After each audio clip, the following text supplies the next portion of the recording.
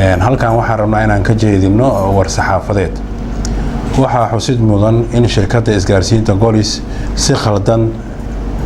ay dadweynaha reer Puntland ugu gudbisay fariimo qadaf iyo xadgudub ku ah wakaaladda xoogga korontada ummadda ee Boosaaso. shirkadda Golis oo adeegsanaysa isgaarsiinta gaarka loo leeyahay waxay ku tumatay anshaxa tabinta fariimaha iyadoo ku xadgudubtay hay'ad dawli ah oo ummadda Puntland iyo shacabka Boosaaso iyo Qardho adeeg guud oo koronto habeen iyo maalinba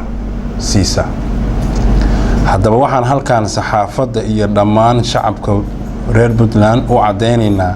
in shirkadda isgaarsiinta Golis ay khatar ku hayso baalayaasha korontada xambaara oo ay isdul saareen xargo iyo layman qaldan oo halis ku ah hanaanka xargaha korontada sida ee magaalada Boosaaso, taasoo marar qaar ka dhalan karto in dab uu ka kaco magaalada qaybo ka mid ah oo shacabka reer Boosaaso hakad ka gasho adeega korontada. waxaa jira duruufo badan oo soo wajahay baalayaasha korontada oo waqti dheer jiray, taasoo ay ku adkaatay in baalayaashu ay xambaaraan xarka badan oo isgaarsiin iyo koronto sida, iyadoo ujeedka baalaha loo taagay ay tahay inuu qaado xargaha korontada oo keliya. waxaa xusid mudan in marar badan wakaaladda korontada u qortay qoraallo digniin ah in aan baalayaasha korontada la dul saarin karin layman isgaarsiina. haddaba waxaa mar kale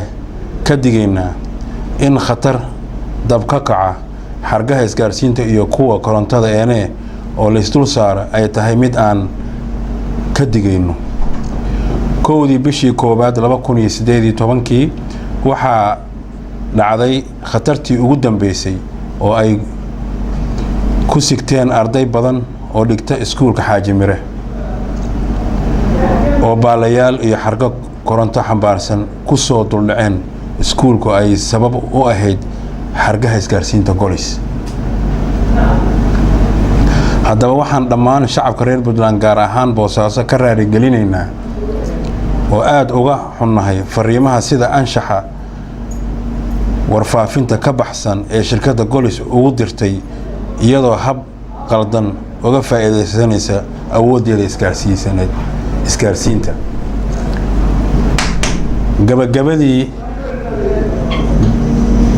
gabagabadii waxaa shacabka reer Puntland ka raali gelinaynaa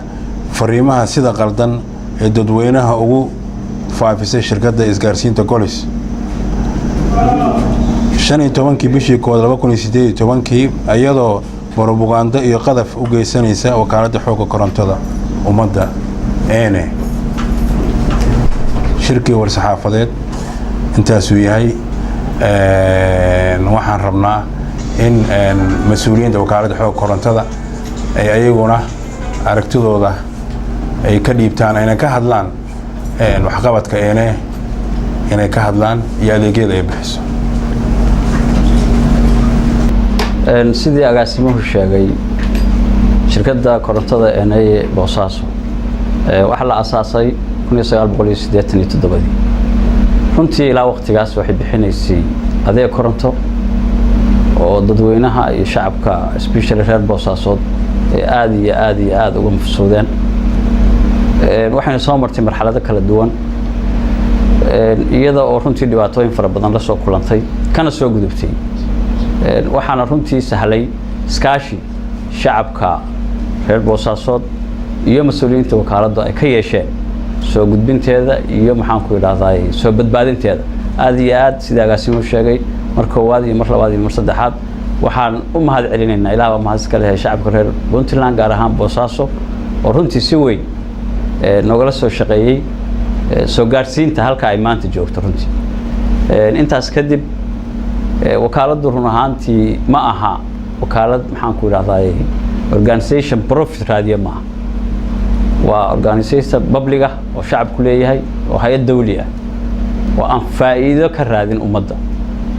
wax badanna ku celisa run ahaantii waxaa ka mid ah waxyaabaha aadka muhiimka oo la taaban karo goobaha cibaadada مثلا masaajidada 145 masaajid oo ka dhisan magaalada wakaalada dambaysiisa free ah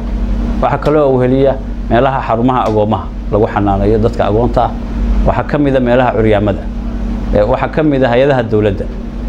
waxa kamida security light-ka oo runtii wax badan bilicda magaalada amniga horumarka runtii wax badan ka qaata run ahaantii sida agaasimuhu sheegay dhibaatooyin fara badan baa hadda wakaaladii ku soo kordhay waxyaabii hadda laga sheekeynayay oo ay ka mid tahay shirkadda isgaarsiinta Golis oo annagu ka NI ahaan waxaan u aqoonsanahay shirkad isgaarsiineed oo isgaarsiinaysa shacabka ma aha shirkad koronto waa shirkadaan runtii si in leegal ah hadda intii labadan sano u dhameysay ku waday propaganda sida hadda la sheegay ku waday dhibaatooyin keeni kara halis aakhirka waxaan ku yiraahdaa mana aha system koronto oo hadda caalamiya oo ay wado maaha marka waxa weey sida loo sheegay inaanu shacabkana u sheegno inaan been loo gudbin waliba sida la sheegay in ma garanaysa isgaarsiintii private kaaydo ayuu gacanta ku hayeen inay si qaldan oo beena ugu turjumaan runtii dadka shacabka waa mid aad iyo aad ayna og yihiin shacabka